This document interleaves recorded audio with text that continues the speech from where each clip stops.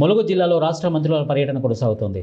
ఇక పొంగులేటి శ్రీనివాసరెడ్డి కుటుంబ సమేతంగా మంగపేట మండలంలోని హేమాచల లక్ష్మీ నరసింహస్వామి దేవాలయం, శ్రీ ఉమాచంద్రశేఖర స్వామి శివాలయం సందర్శించారు. ఇక పూర్ణ కుంభంతో ఆలయ అర్చకులు డోలు వాయిద్యాలతో మంత్రులకు ఘన స్వాగతం పలికారు. మంత్రి పొంగులేటి శ్రీనివాసరెడ్డి శ్రీ హేమాచల లక్ష్మీ నరసింహస్వామి దేవాలయాన్ని కుటుంబ సమేతంగా దర్శించుకున్నారు.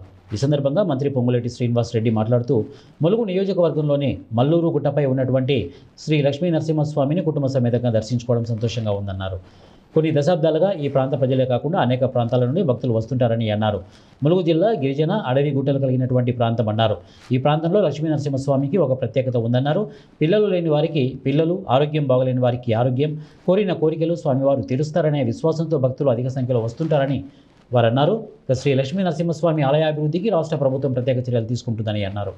మంగపేట మండల కేంద్రంలో ఉన్న శ్రీ ఉమా చంద్రశేఖర స్వామి దేవాలయం అభివృద్ధి చేస్తామని, బాసర నుండి భద్రాచలం వరకు ప్రతి ఒక్క ఆలయం అభివృద్ధి చేసే దిశగా ప్రభుత్వం ప్రణాళిక రచిస్తోందని వారు తెలిపారు. స్వామి టెంపుల్ కానీ, భద్రాచలం టెంపుల్ కానీ, బాసర నుంచి భద్రాచలం వరకు ఒక టెంపుల్ టూరిజం ప్రాంతంగా దీన్ని అభివృద్ధి చేయాలని ఈ రాష్ట్ర ప్రభుత్వం సంకల్పించింది.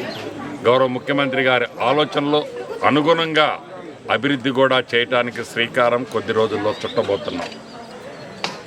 ఈ దేవాలయాన్ని కూడా దాంట్లో భాగంగా స్థానిక భక్తులు, స్థానిక శాసనసభ్యురాలు, సహచర మంత్రివర్యురాలు సోదరిమణి సీతక్క గారి కోరిక మేరకు అద్భుతంగా ఈ దేవాలయాన్ని కూడా ఈ రాష్ట్ర ప్రభుత్వం అభివృద్ధి చేసి చూపిస్తుంది.